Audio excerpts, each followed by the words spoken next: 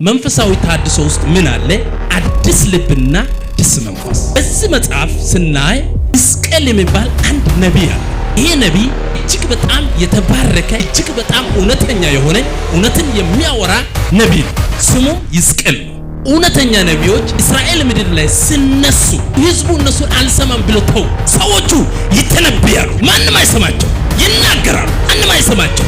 ማንም ዞር ብለው የሚያያቸው የለም። በዚህ ሕዝቅኤል መጽሐፍ ላይ መጀመሪያው ከ1 እስከ 22 የሚያወራው ህዝቤ በጣም በኃጢአት ምክንያት ህዝቡ እንደወደቀ ህዝቡ ከእግዚአብሔር በኃጢአት ምክንያት ጀርባ ስለሰጠ ዓለምን ስለሚያዩ ምዕራፍ 1 እስከ 22 በኃጢአታቸው ምክንያት ህዝቡ ከእግዚአብሔር እንደወደቁ ሕዝቅኤል ይናገራል።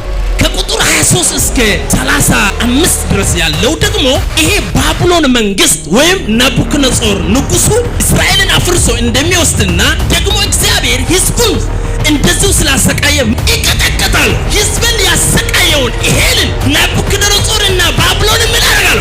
ይቀጠቀጣሉ ይላል። ከቁጥር 1 እስከ 22 ይተነብያል። ሰው ቁጥር 1 ላይ ተነብያል፣ 2 ላይ ተነብያል፣ 3 ላይ ተነብያል። ማንም የሚሰማው የለም።